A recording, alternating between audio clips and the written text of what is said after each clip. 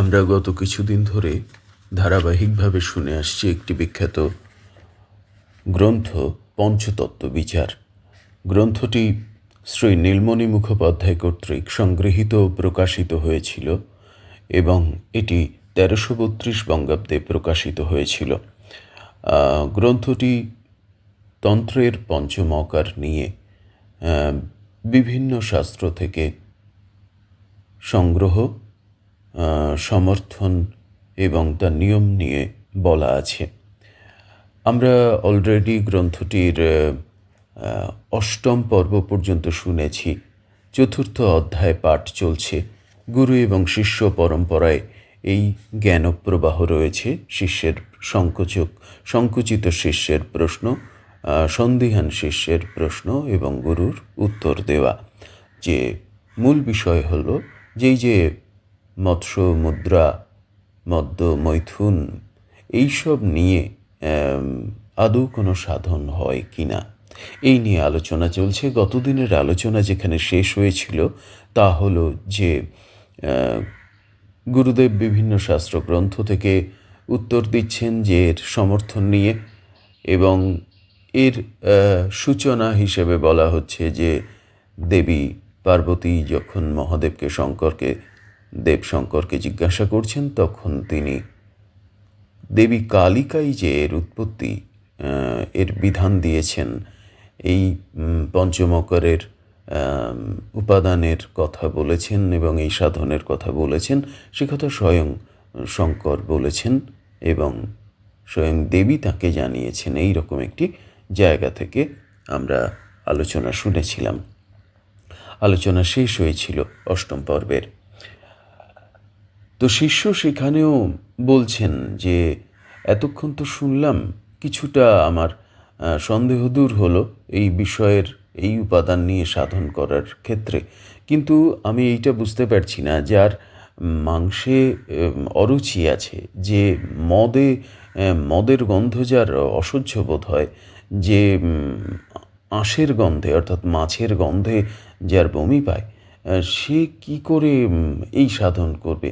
এ কি সবার জন্য একই নিয়ম? তাহলে কি দেবী সকলের সাধনার জন্য নয়?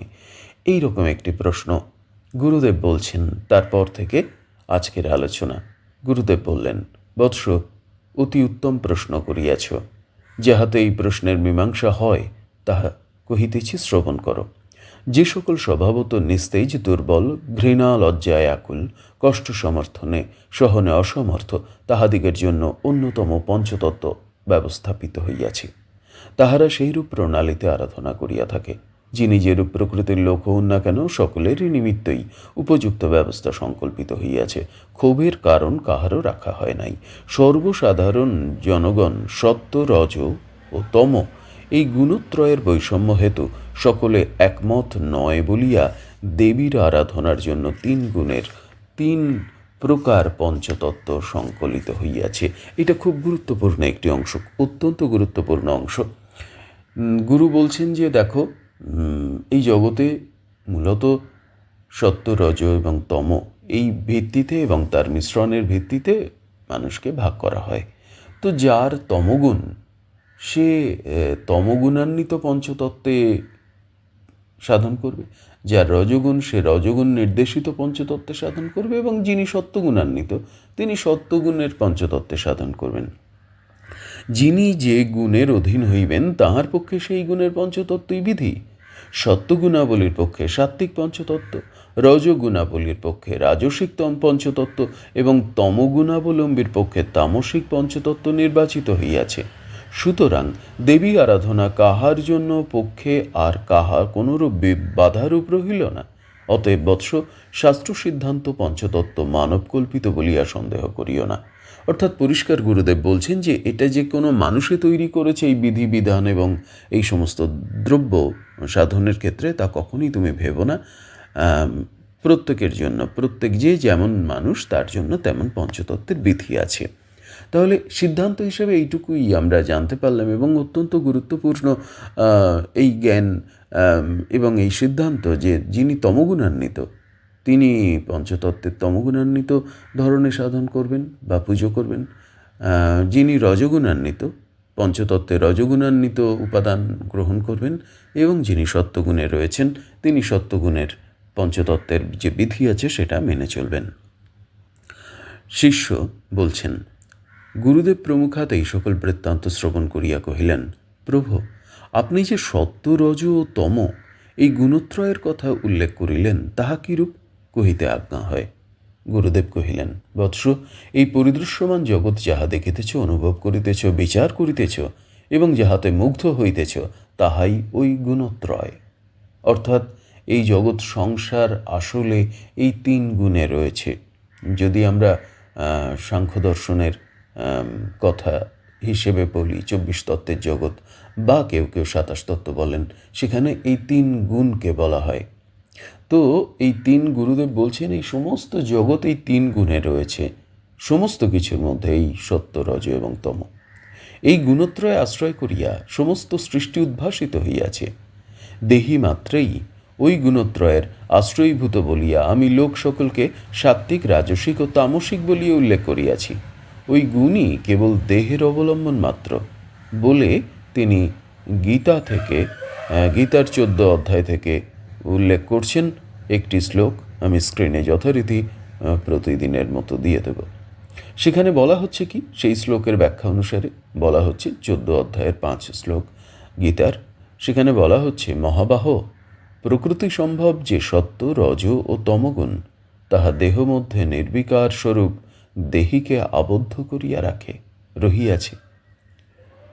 14 অধ্যায়ের গীতার ওই অংশে 6 নম্বর শ্লোকে আবারও বলা হচ্ছে, তন্মধ্যে সত্ত্বগুণ নির্মলতাবশত প্রকাশ শক্তি বিশিষ্ট ও নিরুপদ্রব, তজ্জন্য ওই সত্ত্বগুণ দেহিকে সুখী ও জ্ঞানযুক্ত করিয়া থাকে। আর রজগুণ থেকে ওই একই জায়গা থেকে শ্লোক তোলা হচ্ছে। গীতায় বলা হচ্ছে, কৌন্তেয়, রজগুণ অনুরাগ স্বরূপ, উহা তৃষ্ণা, অভিলাষ ও আসক্তি হইতে উৎপন্ন হইয়াছে। ওই রজগুণ দেহিকে কর্মে নিয়োজিত করিয়া রাখে। আর তমগুণ সম্পর্কে ওইখানেই বলা হচ্ছে 8 নম্বর শ্লোকে, ওই গীতার 14 অধ্যায়ে বলা হচ্ছে যে, ভারত, অজ্ঞান হইতে সমুদ্ভূত তমগুণ সমস্ত দেহির মোহজনক হয়। ওই তমগুণ প্রাণীগণকে প্রমাদ, আলস্য ও নিদ্রাতে আবদ্ধ করিয়া রাখে। গীতা থেকে এবারে গুরুদেব উদাহরণ তুললেন যে 3 গুণ, 3 জনে 3 গুণান্বিত 3টি মানুষ যে 3 রকম হয়, গীতায় স্বয়ং শ্রীকৃষ্ণ কথা বলেছেন, সেটি উল্লেখ করলেন গুরুদেব পঞ্চমকার আলোচনা করতে গিয়ে। করে বলছেন, অতএব বৎস, মনুষ্য এবং অন্যান্য সকল জীবই ওই গুণত্রয়ের অধীন। এই হেতু যাহাতে যে গুণের আধিক্য প্রকাশ পায়, তাহাকে তদ্গুণ বিশিষ্ট বলে, এবং যিনি যেরূপ গুণ বিশিষ্ট, তাহার পক্ষে গুণ অনুযায়ী সাধন প্রণালী শ্রেয় বা প্রশস্ত। তার মানে কি বলছেন, এই যে সকল প্রত্যেকের মানুষকে ভাগ করলে যে এ শুধুই তমগুণ, ও শুধুই রজগুণ, আরেকজন শুধুই সত্ত্বগুণ, তা তো হবে না, গুণের মিশ্রণ থাকে। তো যে ব্যক্তির যে গুণ বেশি রয়েছে, অন্যান্য গুণও আছে, কিন্তু তার হয়তো তম বেশি আছে, সত্ত্ব একটু সামান্য, রজ আর একটু বেশি, আর তম বেশি, তো তাকে বলতে হবে তিনি তমগুণান্বিত। আবার যিনি সত্ত্বগুণান্বিত, সত্ত্বগুণ যার মধ্যে সবচেয়ে বেশি, রজ কিছুটা আছে, তম প্রায় নেই বা তম খুব সামান্য, তাকে কিন্তু সত্ত্বগুণান্বিত ব্যক্তি বলতে হবে। এই হচ্ছে বিচার। তো এইরকম বলছেন যে ফলে গুণ অনুযায়ী প্রত্যেকেরই আলাদা আলাদা সাধন প্রক্রিয়া আছে।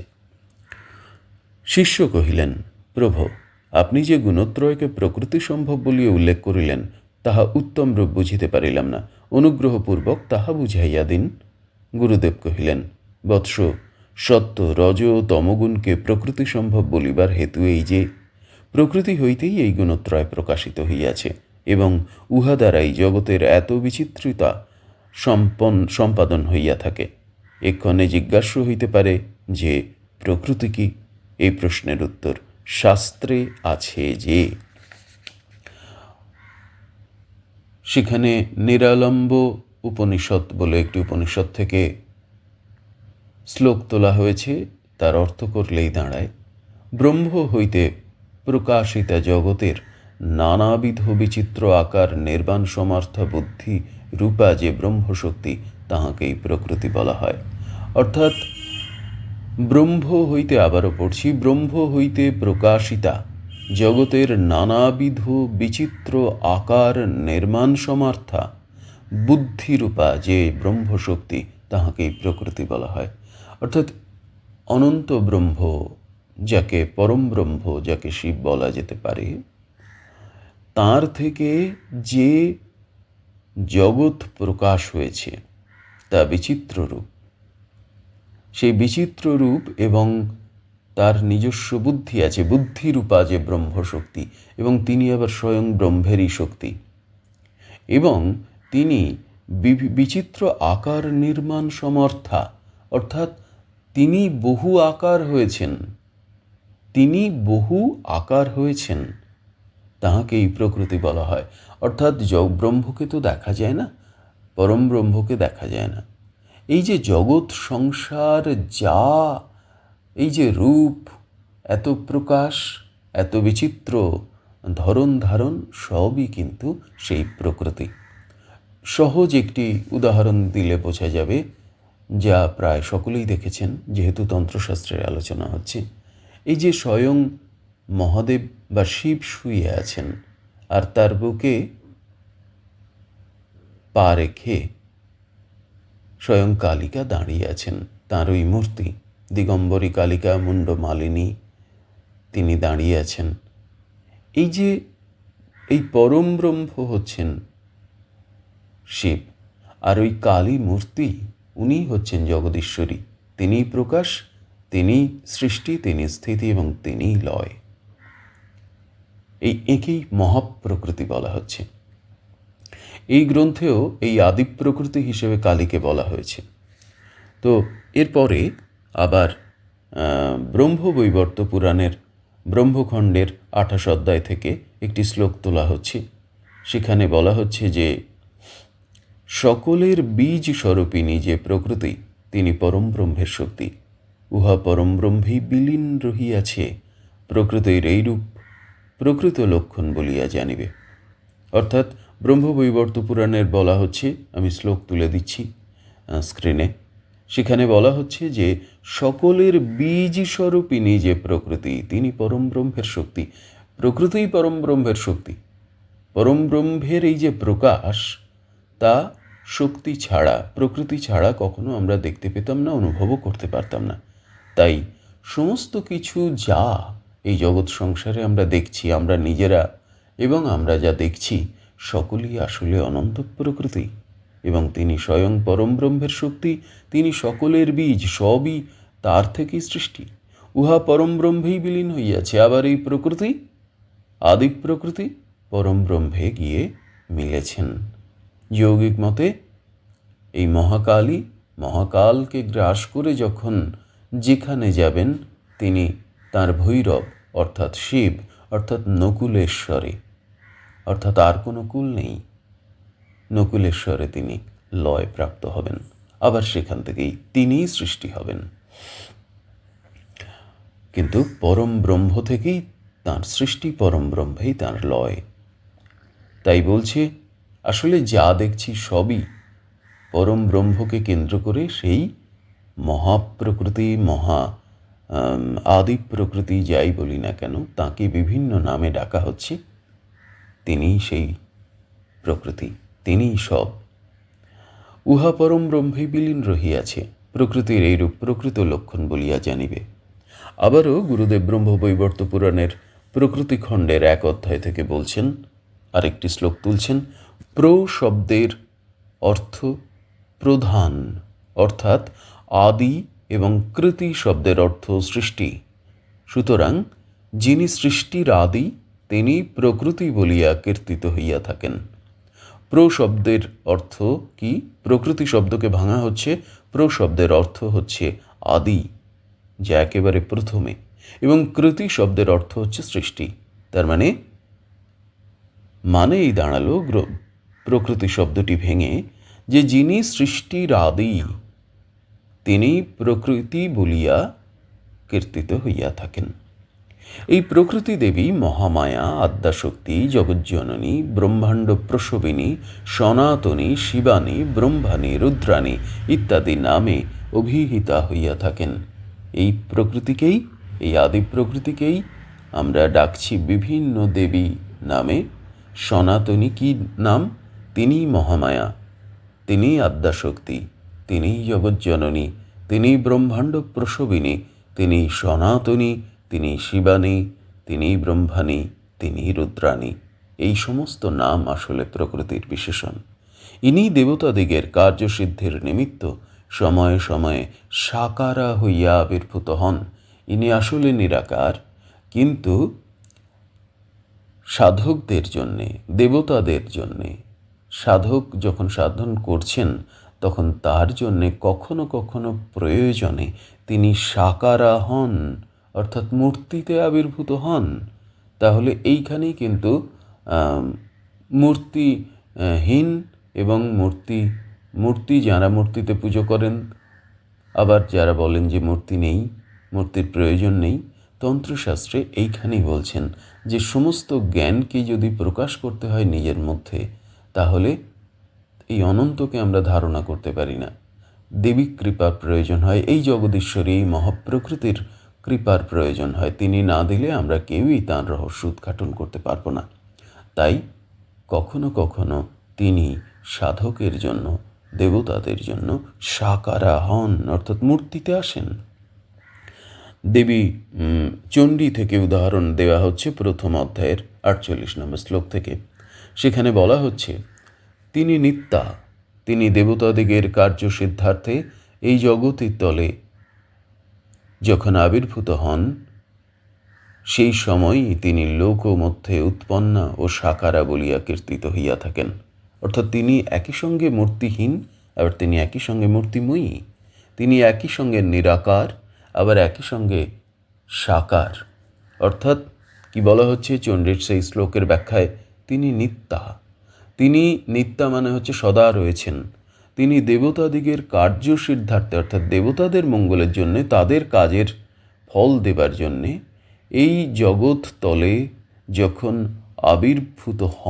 আবির্ভূতা হন, সেই সময় তিনি লোকমধ্যে উৎপন্ন হন, সেই সময় তিনি উৎপন্ন হন লোকমধ্যে এবং মূর্তিতে আসেন। এই সৃষ্টি স্থিতি অন্তকারিণী জগন্মাতার আরাধনার জন্যই পঞ্চতত্ত্ব আবির্ভাব এবং পঞ্চতত্ত্বের আবশ্যক বলে গুরুদেব বলছেন, এই যে জগতের দেবী, জগতের মাতা, সর্বজগৎ যিনি, সর্বজগদীশ্বরী যিনি, তাঁর আরাধনার জন্যই এই পঞ্চতত্ত্বের প্রয়োজন। চতুর্থ অধ্যায়ের একেবারে শেষ অংশে আমরা এসে গেছি। সেখানে গুরুদেব বলছেন, গুরুদেব প্রমুখাৎ এইরূপ সিদ্ধান্ত বাক্য শ্রুত হইয়া, গুরুদেব এত কিছু বললেন, সেইটা শুনে শিষ্য যেটা বলছেন বা শিষ্য যেটা ভাবছে সেটা দিয়ে চতুর্থ অধ্যায় শেষ হচ্ছে। গুরুদেব প্রমুখাৎ এইরূপ সিদ্ধান্ত বাক্য শ্রুত হইয়া শিষ্য গুরুদেবের শ্রীচরণ বন্দনা করিয়া কহিলেন, প্রভু, আপনার বাক্য অমৃত দ্বারা আমার শ্রবণ কুহর পরিতৃপ্ত হইয়াছে। এক্ষণে এই পর্যন্ত অগ্রে ধারণা করি, পশ্চাৎ 3 গুণের 3 প্রকার পঞ্চতত্ত্ব কিরূপ তাহাও শ্রবণ না করিয়া নিশ্চিন্ত হইব না। শিষ্য বলছেন যে, হে গুরুদেব, এই পর্যন্ত আমি শুনলাম, আমার আমি অত্যন্ত পরিতৃপ্ত হয়েছি। আপনি এই কথাগুলো আমাকে বলেছেন কৃপা করে, আমার ভেতর শান্ত হয়ে এসেছে। তবে এখনও আমি আমার এখনও জিজ্ঞাসা আছে। আমি এখনও জানতে চাই। কি জানতে চাই না, পঞ্চতত্ত্ব যে 3 গুণে 3 রকম, সেটা কীরকম?